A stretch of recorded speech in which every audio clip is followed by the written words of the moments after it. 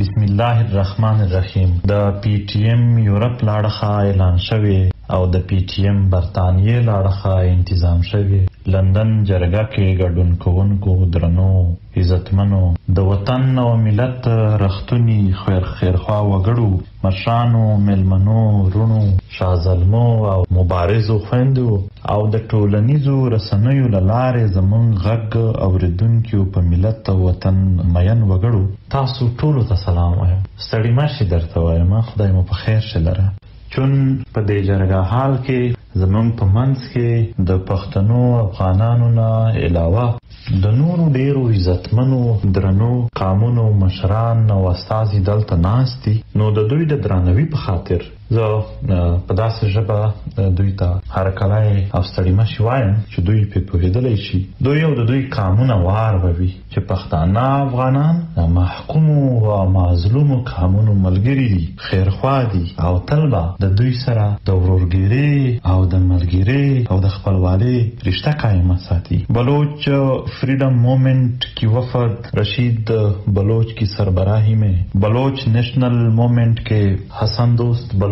بلوچ ایڈوکیسی اینڈ اسٹڈی سینٹر کے نائب صدر حسن ہندم صاحب آپ سب کو سلام کہتا ہوں. آپ لوگوں کو خوش آمدید کہتے ہیں. بلوچ کے ان مشران اور بلوچ قوم کو ہمیشہ ان کی موجودگی یا ہم ان کے ساتھ یا وہ ہمارے لیے باعث فخر ہے، باعث خوشی ہے. اور یہ جو آپ لوگ جرگوں میں شرکت کے لیے حاضر ہو جاتے ہو، یہ بلوچ پشتون دوستی اور بھائی چارے کی ایک عملی شکل ہے جو استعمار کے خلاف ہماری مزاحمت کو تقویت دیتی ہے. ظالم استعمار، وحشی استعمار ہمارے خلاف ہر شکل میں متحد ہے اور ہم بھی انشاءاللہ محکوم اور مظلوم قومیں اس کے خلاف متحد ہو کر جدوجہد کریں گے. جی سندھ فریڈم موومنٹ کے سربراہ سہیل لبرو صاحب آپ کو سلام، سندھیوں کو سلام، سندھی قوم کو سلام، خوش آمدید. تاریخی سندھی قوم اور سندھ سرزمین اور اس سرزمین پر سندھی قوم کی حق ملکیت اور اختیار کی جدوجہد میں ہم آپ کے ساتھ ہیں. ہم تاریخی طور پر سارے مظلوم اور محکوم قومیں ایسے مقام پر کڑے ہیں جہاں ہم اور آپ مظلوم اور مستمر ہیں، اور اس حال سے نکلنے کے لیے ایک دوسرے کو سمجھنے اور مشترکہ جدوجہد کی راہیں بنانے، محکوم قوموں کو غلامی کی حالت سے خود مختاری تک لے جانے کی سفر میں انشاءاللہ بھائیوں کی طرح ایک دوسرے کا ساتھ دے کر جدوجہد کریں گے، ایک دوسرے کا ساتھ دیں گے، مشترکہ جدوجہد کریں گے. انجینئر نور محمد سلطانی صاحب، من با شما همه برادران و خواهران هزاره، تاجیک، ازبک، پشایی و دیگر اقوام ملت عزیز افغانم را که امروز اینجا تشریف آورده‌اید سلام و خوش آمدید میگویم. پیوند و همدردی شما همیشه برای ما احساس یک خانواده بزرگ را زنده می‌سازد. ما برای مبارزه مشترک به خاطر وطن مشترک هر زمان مطابق خواست شما آماده هر نوع مبارزه هستیم. همیشه برای زندگی نیک و زیبایتان دعا میکنم. The Honorable Scott Longman, the Honorable Stephen Jekyll, I'm glad you're here. You're here to listen to the voice of voiceless oppressed people. Hopefully act alongside us. خاغلی زرزش شمس صاحب، شاسوار سنگروال صاحب، خاغلی زمونږ ډیر دروند د مزدور کسان پارټۍ مشر افضل خاموش صاحب، خاغلی شعب خټک صاحب او ملګري، خوشحال یم چې تاسو دلته په یو ملي فکر باندې د دې بېوسه پښتنو افغانانو هیله جوړ شوي راټول د تحریک هغه ملګري چې د یورپ د نورو اړخونو نه د بیلابیل هیوادونو نه راغلي دي، خپل ملي فکر او د جذبې په بنیاد هر ځای هڅې کوي، مبارزه کوي، خواري کوي، ملت راټولوي او د پنجابي استعمار پر وړاندې د ملي تحریک پی ټی ایم ښکارا او پنجاک سره مبارزه کوي. راغلي دي دلته د بیلابیل هیوادونو نه، مشران دي ورسره ملګري دي. کوارډینیټر د یورپ مالک بازی صاحب، د سویډن څخه کبیر امیری صاحب، سراج بابرغزی صاحب، میوند یوسفی صاحب، عبدالله احسان، شفیق الله یوسفزی صاحب، ممکن د نامونه یو نیمرنه کم شي، خپل ملګري مو دي. ټولو ته شریکه آفرین وایم چې هر ځای د ملت خبره وه، چې هر ځای د پښتنو افغانانو خبره وه، موږ دا د تحریک ملګري او مشران لیدلي دي. څوک وي نه وي، دوی وي غیر د دغې مبارزې مخ پر وړاندې بوتلو کې موږ تاسو همکاري وکړي. د برطانیې پی ټی ایم خصوصي کورودنۍ وایم دوی ته تل دا ټیم دا چې اوس دی تل یې د برطانیا کې د ملي مبارزې یو عملی شکل پیش کړی دی. ښکلی دروند عزتمن خلک یې او دا خو به تاسو په خپل عمل ثابت کړي دي منظم یې. هیله لرم چې همداسې ښکلي پروګرامونه همدغسې ملي جرګې ملي خبره ملي عمل د دې دپاره داسې ځانونه موقف کړي وي لکه تل مو چې وقف کړي دي. په ملګرتیا مو ویاړم. د یو پیغام له مخه یو دروند کورودنۍ البته زموږ مبارزو خویندو ته ویل د دوی حق دی او زموږ فرض دی. و د تحریک مبارزو خویندو ستاسو په ملي مبارزه زه ویاړ کوم. یوازې زه نه ټول تحریک پی ټی ایم ستاسو په دې ننګ او غیرت ویاړ کوي. یوازې تحریک هم نه ټول پښتون افغان ملت ستاسو په دې پاک او سپېڅلې مبارزه ویاړ کوي. تاسو هغه څوک یې چې چېرته هم غږیږئ د ملت خبره کوئ. تاسو هغه څوک یې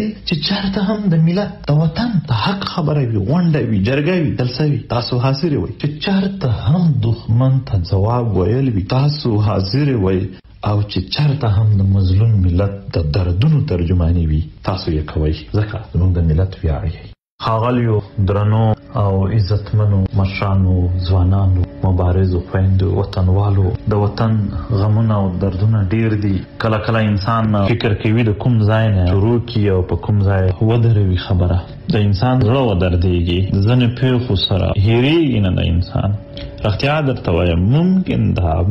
ده زموږ د ملت زموږ د خاورې هغه وګړي چې د دوی د کورنیو سره دا ظلمونه وشول ممکن ده هغه یعنی انتقام هیر کی یوازې یاد پرېږدي. خو د وطن ولسونو ته وایو زموږ زړونه ډېر درد کوي. باسیت تنظیم او ستاسو خیرخوا دا وینې به مونږ چاته هم پرې نږدو په هیڅ صورت باید پرې نږدو. اولم په خبرو کې وویل یعنی تر دې پورته نور څه کېدلی شي. زموږ خوږ وطن خو د مور حیثیت لري. مور وطن د پنجابي لاندې دی د پنجابي استعمار لاندې دی. د مور وطن بچیان هر ورځ پنجابی وژني قتلوي. د مور وطن د غرونو خواږه خپل بچی پرې وهي او دوی وړي په سره ورځ رزق یې خوله ته نه پرېږدي چې ورشي. او د مور وطن خیرخواهان جیلونو ته غورځوي بندي کوي شهیدانوي. داسې حال دی. خو په داسې حال کې موږ خپل ملت خپل وطن دا زموږ په رګونو کې روانه هغه افغاني پښتونپاله وینه چې د دې وطن شجاع وینه ده هغه یې نشي برداشت کولی. ده هغه په دې باندې غلی پاتې کېدل یا د دغې وطن د دښمنانو سره جوړه کول ناسته کول دا نشي برداشت کولی. په پښتو وطن کې که د چا سره بد وشي زموږ ستاسو وطن دی او هغه انسان یې وس نه لري چې انتقام یې واخلي. دا ته بغیرتوب نه وایي. خو په پښتو وطن کې چې د یو انسان سره څوک بد وکړي سپکاوی وکړي نقصان ورته ورسوي پرته له څه جوړې جاړې پرته له دې چې خپل یا معافي غوښتي وي یا تا معاف کړی وي یا څه جرګه شوي وي د دغه نه پرته که څوک هغې ظالم ته ورغی د هغې سره ناستې پاستې ملګرتیا وکړي دا ته په رښتیا بغیرتوب وایي. نن زموږ او ستاسو ملګري جیلونو کې دي ورک دي تحریک باندې پابندي ده شهیدان شول. بغیرتوب یې نه کولو خو پوهه یې نه مو هېرېدل د تیرا هغه مور چې بچی په ناس و دوی ویشتله او ناس یې ویشتلی و بچی مړ و دی هم شهیده وه بچی هم شهید. دا د هېرېدو کیسې دي ځان ته دې واړوي که د چا په کور کې د چا سره داسې وشي هېرېږي نه هېرېږي. که د بل پښتون افغان سره شوي دي او ته هغه خپل نه شمارې ته هغه خپله خور خپله د وطن یوه خور نه شمارې ستا زړه نه پرې دردېږي. ته څنګه دغې وطن شوې ته څنګه پښتون شوې بیا ته څنګه افغان شوې. د اوس شپږو میاشتو کې یوازې ډېرې پیښې داسې وشولې چې په هغه کې پاکستانی پنجابي فوج چې کوم ماشومان ووژل د هغې کښې د اکثرو عمرونه یو کال شپږ میاشتې یو نیم کال 2 کاله دا په تیرا کې تاسو ته یاد وي د 28 جولای ولسونو د یو ماشوم په شهادت په بې ګناه شهادت احتجاج کولو هغه ویډیو په د ټولنیزو رسنیو چلیدلی و. په هغه کې د فوجان چې پیرامنډه کوي او دوی ولی د احتجاج کوونکي خلک نو په پنجابي ژبه کې کنځل هم کوي په سره منډه کې د عجب خان په خاوره د پښتنو افغانانو په خاوره په خپل کلی د یو ماشوم شهید په سر باندې یو احتجاج هم په پنجابي دومره بد ولګېده چې په هغه احتجاج کې 15 کسان زخمیان وو، 15 شهیدان وو. پښتونخوا وطن مور وطن د پنجابي فوجي د بوټ لاندې ده. آیا دا د برداشت په باجوړ کې دا اوس تاسو ممکن دا شین ویني څاري به دا اوس په 28 سپتمبر باندې دا د 2015 لا میاشت دوی په کې ډوډه ورته وایي زمونږ غریب خلک په کلی کې څه نه لري دا وږي پخوي سره جمع شي کلی هغه ځوانان اوس یعنی هغه څلور شهیدان سجاد نوشاد فواد جواد د یو عمر 13 کال او بل 15 او بل 14 او بل 19 همونه نه دا هغه مور پلار چې لګ لا اجازه دومره ورکوي چې پټي ته او جماعت ته او سکول ته تللی شي وطن خو هم داسې برباده چې بچی د کور نه نشي وتلی او ډوډۍ کوله هغو پې د بره نه ډرون برید وکړه او دا پښتانه ماشومان پنجابیانو ووژل څه بد یې کړي وو هېڅ نه په تاریخ کې قومونو نور قومونه او خاورې غلامان جوړ کړي دي وژلي دي دومره بې ګناه هم نه وي پنجابي په تاریخ کې اول ځل لږ څه روپۍ موندلي دي یو ریاست جوړ کړی دی لږ یې څه اصله موندلې ده جدیده اوس یې نور چا خو دوی جرأت هم نشي کولی خو د پښتنو پر خلاف یې استعمالوي د 15 مۍ دا زه د څو واقعې دغه دپاره نه کوم چې خبرونه دي په دا کې یو څه پراته دي په 15 مۍ باندې په درازینده کې په ډي خان کې پاکستاني فوج یو کور وشتلو پښتانه او ماشومان دا د 2 کالو د 3 او 5 کالو دغه عمرونه وو زخمیان وو زخمیان په کارټونو کې راوستل یو ماشوم دی د کلي هغه بازار کې پریدي د غربت وهلی مخ غربت کپړې د غربت پرې بازار او پنافلیکس هم شاید نشو جوړولی دومره پیسې زموږ د خلکو نه دي نو دومره پوله په یو ګته باندې وړوکې باندې لیکلي وو چې همت مارو چې موږ مول چلو موږ وایو پی ټي ایم به سخته خبره کړې وي هغه ماشوم ورته سوال کوي چې ما ووژنه مني یې ورسره لکه پنجابی دا ورسره مني هم نه یې مني په سټیجونو من خواندې مهندې ورته ژړل سړي مو ورکتي هغه راکړه پنجابي په هغو سټیجونو او د پی ټي ایم په وخت درسه اف آی آر کولو چې دوی ترهګري کړې ده دا جلسه کول ترهګري وه په کوم دلیل په داسې ټولو حالاتو کې دا نو نسمه یې کیسه ده په میرلي کې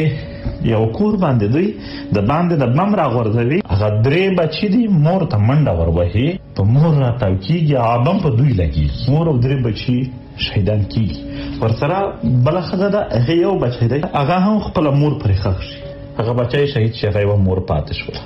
هغه سړي چې کور ته راځي او دا حال وي د مور وطن بچي هر ورځ په دې حال کې دي او دوی لا وختونه کوي چې زمونږ په دربارونو کې موږ ته په سلامي ودرېږئ درته وبدرېږي ډېر خو د پی ټي ایم ملګري نه دا هغې مور نه دي زېږولي دا هغې پلار رالوی کړي دي چې پنجابي ته به سر ټیټ کړي هېڅ کله هم نه په هېڅ صورت هم نه پی ټي ایم نن موږ دا ملت دا مشران علي وزیر جیل خوري حاجي عبدالصمد خان جیل خوري جیل کې دی اف آی آر نشته پې دروغ دي نورالله ترین او حنیف پښتین عدنان حبیب نور ملګری ګوهر عرفان نور چې ورک دي ولی خان مومند پی ټي ایم غړی دی اسلام آباد مې وړی ځوان یې وه نن یې چې ګورې داسې نری لرګی ځینې جوړ شوی دی په وغلو مفتي روبید الله یې په کراچۍ کې نیولی دی ملګري یې شهیدان کړل ارمان لوڼي یې شهید کړل په خړ کمر کې شهیدان وکړل عثمان کاکړ یې شهید کړل عارف وزیر یې شهید کړل د وطن شاعر خوږژبی ګیلمن یې شهید کړل په سراورد خیبر جرګه کې د وطن ډېر تکړه او خدمتګار ځوانان هغه شهیدان کړل مفتي منیر شاکر یې شهید کړل مولانا خانزیب یې شهید کړل اولاد نور هم روان دي نن دا مجبور پښتون او رګځای دی نجیب هغه یې نیولی و پرې شی دی په ښه تشدد نه پس بد یې څه کړي وو هلته په اورکزیو کې په پلار او لمسی سره ناست دوی په د کاټ نه بم را غورځوي هغه شهیدان کېږي. سپین ږیری مسای دی او نیکه دی 80 کاله بوډا په دې پورې کورما کې هلته ماشومان شهیدان کړي وي خلاف احتجاج وشوي په دې پورې وهلته کول ورکوه او بیت سلارزی په باجوړ کې سالار پایاز علي خان په چرسده کې دا ټول قیدیان کېږي په وجه د څه شي په وجه د ملت لپاره خبره ورکوي او څوک کوي پنجابي استعمار دی په ځان یې نام یې شی دی څوک مې ونه پیژني باندې صادر په ځان اړولی دی او لیک یې پې کړی دی چې پاکستان چیرې دی څه شي پاکستان پنجابي استعمار دی. محترمو دا مو په یو حال کې نه پرېږدي. وجه څه ده؟ وجه غلام حیثیت دی. یو مونږ نه د دنیا هر ملت د دنیا هر قام چې هغه د چا غلام شوی دی غلام قامونو امن نه وي نه تاریخ نه دی چې غلام قامونو چې امن موندلی دی. غلام قامونو خپل وسایل خپل خوړلی دي نو چې خپل وسایل خپل خوړلی شي امن دی ته بیا ته غلام نه یې خو غلام هغه وي او د غلام قامونو وسایل کلام غلام قامونو نه دي خوړلی یعنې چې څوک چا قبضه کړی وي هغه خوري ټول عمر باندې تر څو چې دا غلام وي تر څو چې دا غلامي تا منلې وي پنجابی به هم وسایل خوري هم به د ورځي هم به د ذلیلوي هم به د تاریخ ژبه کلتور او پیژندګلوي ورکوي. راشئ د پی ټي ایم مبارزه ته راشئ دا د خپلواکۍ مبارزه ته د خپل وطن تبلیغات وکړئ د ازادۍ تبلیغات وکړئ د خپلواکۍ تبلیغات وکړئ. همدغه اوریجنل لار ده. مننه چې موږ به په یوه ورځ یو کال کې دا نه وکولی شو چې دا هر څه سم کو او دښمن نسکور کو خو په خپله مبارزه په خپلو ملګرو مو یقین د الله تعالی په دې ویش مو یقین دی چې مظلوم کله هغه خواري محنت د ظلم خلاف کړي دي دوی فتح حاصل کړې ده. موږ به بریالي شو نه ده مسله سختۍ به راباندې تېرې شي تکلیفونه به تېر کړو دا تېروو موږ نور به یې تېر کړو. موږ نه هم زموږ ملګري چې د سترګو نه یې اوښکې ځي کله هم چې پنجابی دا سوچ ونه کړي یا څوک هم چې دا سوچ ونه کړي چې درد او تکلیف نه سي اوښکې دا موږ په خپل ملت ځورېږو موږ ته خپله غلامي پیغور ښکاري موږ ته دغه شی زور راکوي چې یو بې نسله او کمسله سړی نن زما په وطن غاضب دی موږ کله هم چې درد او تکلیف خوړلی دی موږ خو پرېږده زموږ د شهیدانو باندې هم چې د خپلو ځوان شازلمو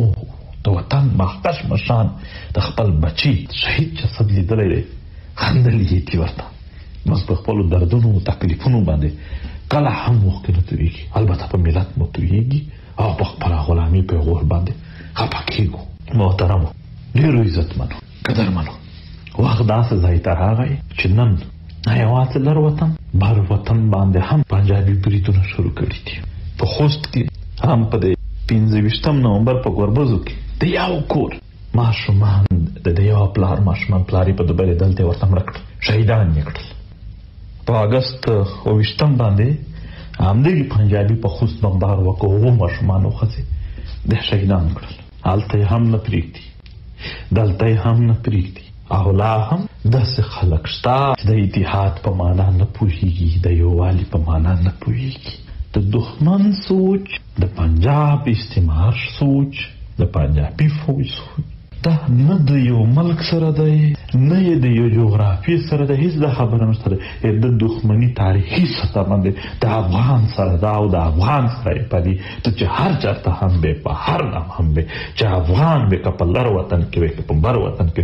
در سره دښمني کوي. هماغه خلک چې ځان ته افغان نه وایي صرف وایي چې زه خو د کوز پښتونخوا یم نو صرف پښتون یم افغان نه یم ولې تا نه وژنې هره ورځ تا هم وژنې ته دا دښمني ډېره په زړور سوچ باندې را جوړه کړې ده او اوس یې باید موږ د مخنیوي دپاره صرف مخنیوي نه دی تر څو چې دی ولاړ وي دی د نسکور کړی نه وي تر څو چې ته فتح ته رسېدلی نه وي تر هغې به دا هر څه روان وي د بدلون په خاطر خپل وطن د خپل ملت په خاطر باید پښتون افغان د یووالي چغه پورته کړي. پرېږدئ دا د پنجابي د خوشحالولو طرزونه چې هر څوک یې هم کوي دا دې پرېږدي. ولسونو ته وایو لږ خو ملي مفکوره جوړه کړئ لږ خو ملي فکر جوړ کړئ. ولې داسې کېږي چې په باجوړ کې ماشومان شهیدان شي چې باجوړ خلک پرې خفه وي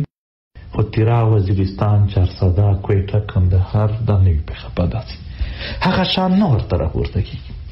هغه شان خبره نه کوي، یوازې په بخښنه سره رښتیا ته پی ټي ایم یې کوي، پی ټي ایم منبر کار ځای کوي، هغه د ټول ملت خبره نور یې نه کوي، صرف د علاقې خبره کوي. نه وي پې خبه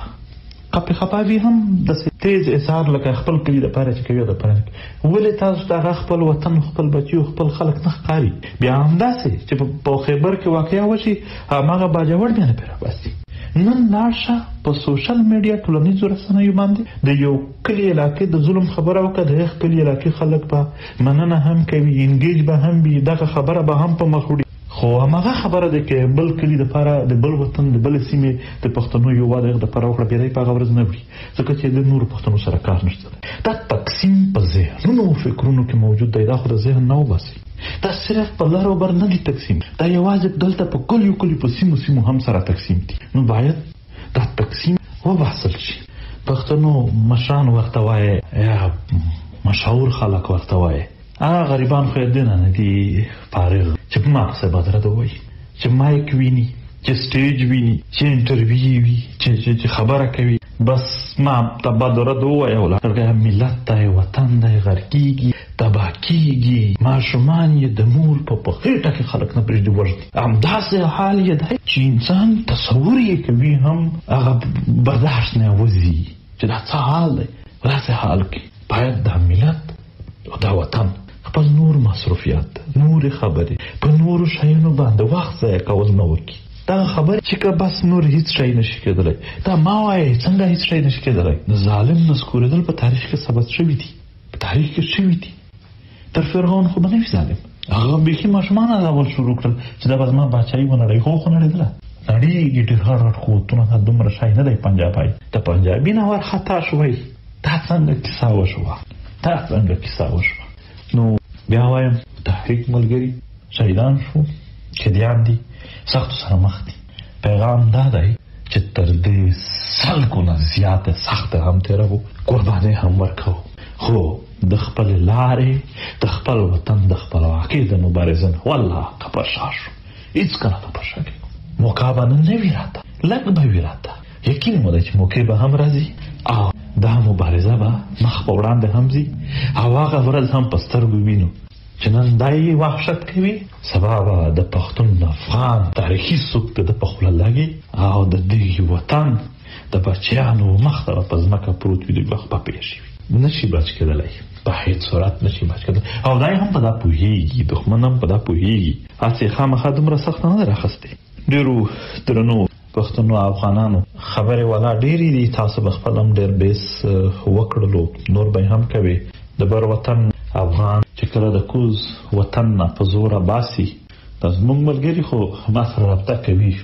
یا وینه یا مینه ملته، یقین وکړئ چې هغه میسجونه چې زه راوباسم چې ژاړي دوی چې زموږ مخکې مونږ کتلی نه شو، څنګه زما د بر وطن افغان زما د دې سیمې نه په زور څوک وباسي. خو انشاءالله دا ټولې خبرې هېرې نه دي، یادې دي. د دغې پر حقله خبرې لا بند نه دي کېږي. د انتقام او د دې وطن د جوړولو، د خپلواکه کولو، د خپلې خاورې ګټلو، د وطن او ملت ګټلو دا بیس ژوندی دی او منصوبې هم پلینینګز هم زموږ روان دي. ممکن دا په دې کې د خپل وس د قوي کولو، زیاتولو، جوړولو دپاره لږ وخت ولګي، خو دا ممکن نه ده چې دوی ته به دا هر څه د ظلمونه بیا پاتې شي. د پی ټي ایم یورپ، د هر هیواد، د برطانیې، د امریکې پی ټي ایم، کاناډا او داسې نور چې څومره هم په هر ګوټ کې د دنیا د تحریک ملګري دي یا د پښتون افغان وطن خیرخوا خلک دي، هغه خپله ذمهواري یوازې تر دې حده د نه محدودېږي چې یو جرګه یو احتجاج وشي. جرګه او احتجاج دا هم ډېر سم دي، پر ځای دي، د خپل ملت د راټولولو او د منظم کولو او خپل ملي احساس د زیاتولو، د ډیرولو او پخولو یو ښه سفر دی، یو ښه سیاست دی. خو البته د دې استعمار، د دې پنجابي استعمار پر ضد باید نوې لارې، نوي طرزونه، نوي داسې منصوبې پلانینګز زمونږ اروپا پی ټي ایم د هر هېواد شریک هم او زمونږ یا برطانیا ده یا کاناډا امریکا یا په نورو ځایونو کې کوم پی ټي ایم دی راشي دا نوي پلانینګ سیټ کې چې ترڅو دښمن ترڅو استعمار هم پریشرایز کړي او نړیوال چې څومره هم تنظیمونه دي که د انساني حقوق دي که د جرمونو عدالتونه دي که اقوام متحده ده یا هر هیواد ځان لا چې خپل یو سیټینګ لري په دې کې هم د دوی د ظلمونو د جبر او د وحشتونو هغه ثبوتونه چې پی ټي ایم یې لري او ملت سره شوي دي هغه راټول کړي په دې ځای کې هم د دوی دغه ګنده او سپیره څهره دنیا ته بربنډه کړي او هم د دې پنجابي استعمار واکداران چې کله دې هیوادونو ته درځي لکه په تیرو ورځو کې چې بلجیم کې په برسلز کې د اروپایي هیوادونو د مشرانو سره د پاکستان د خارجه وزیر ناسته وه او زموږ ملګري د پارلیمنت مخ ته ورغلل او هلته یې همدغو دننه جرګه شروع کړې وه میټینګ شروع و بهر ته زموږ ملګرو هم چغه ورته وهله چې د ظالم دی د وحشي دی د جابر دی د غل دی د ډاکو دی دا او دا رښتیا خبرې دي دا حقیقتونه دي باید دغه طرز هم زیات شي چې هر ځای ته دوی ځي چې پښتون افغان ورسېدلی وي هم د حقیقت سره چې دی خبره ورسره کړي هغه هم پوه کړي چې دا غل ډاکو او د پښتنو افغانانو د وینو تویونکی او په دې خطا کې د وحشت او د دهشت خورونکی دی او هم دغه خلک هم دلته تنګي هم په بله کچه خپل تنظیمونه هم قوي کوي په هر لحاظ سره یو عرض زمونږ ځوان کول ته دی د وطن ځوانانو ته ورونو خویندو ته ټولو ته دی چې مونږ عالمي یا مونږ نورې رسنۍ نه لرو خو په جدید دنیا کې ټولنیزې رسنۍ هم د خپلې خبرې د رسولو د قوي کولو دا یو ذریعه ده ټویټر شو فیسبوک شو داسې نور باید دا د ټایم پاس دپاره نه باید دا د سکرولینګ دپاره نه باید دا د خپلې مرضۍ دپاره نه بلکې د دې ملت او د دې وطن د غږ د مقدمې د عرضې او د دوی د غمونو د دردونو د ترجماني دپاره وکاروئ او داسې هم مه کاروئ چې یوه ورځ د خپله خوښه وه خپل د موډ جوړ و نو د مظلوم ملګرتیا او د ظالم مخالفت کولو بله ورځ د موډ نه و نو پوره افتاده نه کولو پوره یوه اونۍ هم ورک وي لږ ځانونه پابند کوي لږ ځانونه پابند کوي دا چې څه مونږ یعنې ټیک ته سوشل میډیا د تحریک ته اړخه ښه ده خو دا نه ده زموږ سره ډېر قوت دی باید مونږ خپله خبره د ټولنیزو رسنیو په کیس کې هم کوي خو په دې لړ کې زه دغه لیکوال خلک دلته هم ناست دي هغه مشران چې د ملت په خبره پوهیږي ستاسو په ټولنیزو رسنیو د نشتون په ټولنیزو رسنیو د خپل ملت په هکله د قاره واضح و تاریخي پیغام نه خورولو د دې د وجې د ملت ځوانان په سیاسي او فکري لحاظ سره بې تربیې پاتې کیږي باید زمون ملي فکر لرونکي په تاریخ په جغرافیا په سیاست په ملت او د ملت په ټولو اقدارو پوه خلک ځانونه په ټولنیزو رسنیو کې هم یعنې هلته هم خپل خدمات خپل پیغامات او خپل ملت ته وړاندې کړي ځکه چې ستا د ملت هر وګړی ټي وي ګوري ټلویزیون که نه ګوري خو البته موبایل ګوري سوشل میډیا ګوري ځوانان هم ځوانکول هم خویندې ورونه هم د ملت فکر وکړي او مشران هم د ملي فکر، د ملي مبارزې، د ملي دریځ، د ملي مرام، د ملي دوست او دښمن په هکله ډېر واضح، ډېر سپېڅلی، ډېر په تاریخي حواله، په هر حواله سره پوره دوی ته هر وخت معلومات او پیغامونه خوروي. په پښتونخوا کې او په هر ځای کې چې څومره د تحریک تنظیمونه دي، یونټي دي، هغه باید خپل تنظیم سازي، خپل ملګري نور منظم کول، د خپل مشرتابه چې زمونږ یو هرارکي ده، ضلع ده، بیا صوبه ده، بیا مرکز دی، د دغه مطابق، د دغو د رڼا،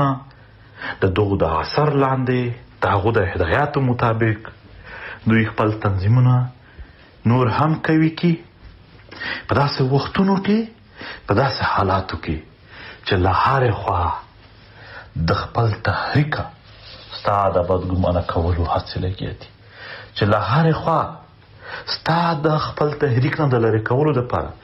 زور لګیا دی، جبر لګیا دی، جیلونه، شیډول 4، FIR، ورکول، لا درکه کول، تشدد کول په یو اړخ دا دي. په بل طرف باندې سیاسي پروپیګنډا ستا پر خلاف لګیا دی چې هره ورځ په تا کې درنه د انتشار او بدنظمي جوړ کړي. په داسې حالاتو کې ستاسو فرایض جوړیږي چې خپل تنظیمي سټرکچر نور هم قوي کړي. هغه جذبه چې یو څوک وویني چې د تحریک پر خلاف ده، ستا زړه وسوځي چې داسې خو دومره بد د تحریک نه و په کار چې څوک د تحریک سره دومره بد وکړي. هغه جذبه راواخله، په کلي کې یو یونټ جوړه کړه. هغه ولې ستا مخالفت کېږي؟ ځکه چې ته د PTM ولې کوي. PTM که کوي نه وای نو نه به چا خبره کوله، خو چې کوي کېږي نو خامخا به مخالفت هم زیاتېږي. نو چې مخالفت ته جواب باید نور یې کوي که چې نور د کوي کو، نور د طاقتور که، دوی فایدې دي. یو ملت، وطن، دا قوت ورسره اخلي، دا د کوي کو خپله ملي فریضه د ادا کړه، او دښمن هم په دې باندې ډېر ټیټېږي، او دښمن بیا خپل مستقبل هم ویني چې د دې تحریک په قوي کېدلو کې، د دې تحریک په طاقتور کېدلو کې د ده څه حیثیت دی. او که دا تحریک ته قوي که، دې دښمن دا جرأت نشته دی چې دا به ستا مخ ته درېږي. دا نن تا په یو حال کې ویني، که ته یې په یو مضبوط حال کې ولیدلې، بیا به دنیا پسې ګورې، دی به درنه پټ وي، دا به وختي لا تللی وي. که ته چې دا سوچ نه وکړئ چې پښتون افغان به یو د خپل تنظیم قوي کړی وي، منظم به وي، یو شوي به وي، او په دې حال کې به مونږ بیا جنګ کوو، دا جرأت ستا په دښمن کې نشته دی چې بیا ستا مخ ته تم شي. هغه به ستا له مخې دریابونو ته ځان غورځوي، خو تا ته مخ ته بیا نه درځي. نو خپل تنظیم، خپل تنظیمي شکل، خپل تنظیمي ترتیب د هغو باډیز، هغو ادارې چې ستاسو بالا دي، د هغو د هدایاتو مطابق د قوي کولو هره ورځ، هره اونۍ، هر وخت کوشش کوئ. وخت ضایع کول ممکن ده د بل هر انسان دپاره دومره نقصان ده نه وي لکه څومره چې زموږ د ملګرو دپاره وي. زموږ نه د دې ملت هیلې دي، ډېرې هیلې دي، او موږ اراده لرو چې هغه هیلې پوره کوو، ځای ته یې رسوو. نو په دې اراده پوره کولو کې یقینا خواري او محنت شرط دی چې زموږ هر ملګری به کوي. PTM هم به د لر وطن د ظلمونو هغه تباهي او بربادي چې پنجابی استعمار یې ورته رسوي او مستعمر یې ساتلی دی دا وطن، قبضه کړی دی، د دې دپاره به هم مبارزه کوي، هم به د بر وطن دپاره هم مبارزه کوي، هم به په بر وطن باندې د پنجابي استعمار د تجاوز خلاف هم ودرېږي. او دا زمونږ شریک تنظیم دی، دا زمونږ ملي تحریک دی. هغه څوک چې پروپیګنډ کوي یا ادا کوي چې دا یوازې د بر وطن دی، یا ادا کوي چې دا یوازې د لر وطن دی، هغه خلک اصل کې د برطانیا نه راواخله تر پنجابي پورې د دغې استعمار هغه تقسیم چې دوی غوښتل چې زموږ په زړونو کې وي، هغه جاري ساتل غواړي په ناپوهي کې. لہذا زموږ په دې حواله سره واضح دریځ دی چې دا به د ټول ملت او د ټول وطن شریکه مبارزه کوي، د ولسونو خبره به کوي، د ملت خبره به کوي، د استعمار د وهلو د غورځولو دپاره به مبارزه کوي. همدغسې به د خپلو خویندیو د حقونو، د تعلیمونو، د ژوند د یو برابر انسان دپاره هم مبارزه کوي. او دغسې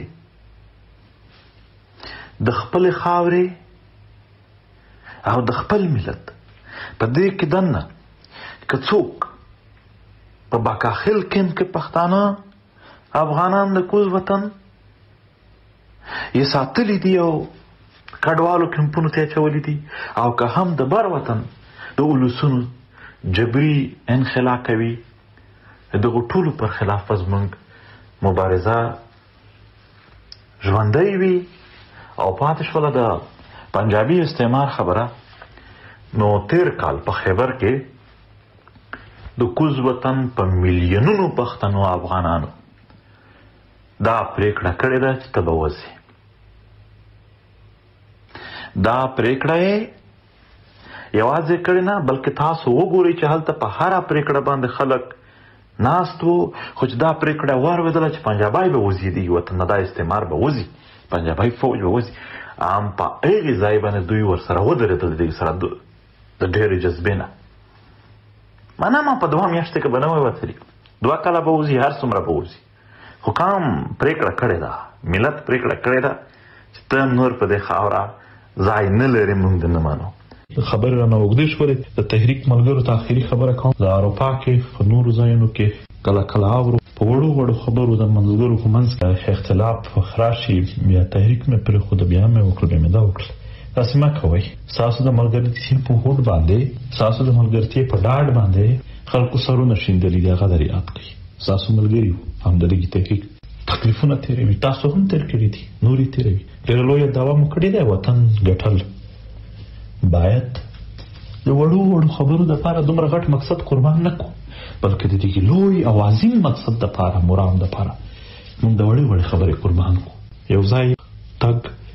خپلمنځي قدر او احترام او یو شریک سفر، مشترکه مبارزه، دا باید موږ ټول د وطن ملت، ولسونه او تحریک ملګري بالخصوص په خپل منځ ورونه دي که خویندې دي، ټول په شریکه باندې په مخ بوځو. خدای تاسو آباد لري، خدای دا ملت، دا وطن ټول آزاد خپلواکي او د بلواکي او زورواکي نه دي خلاص کړي، او زموږ ستاسو په مبارزه مننه کوم.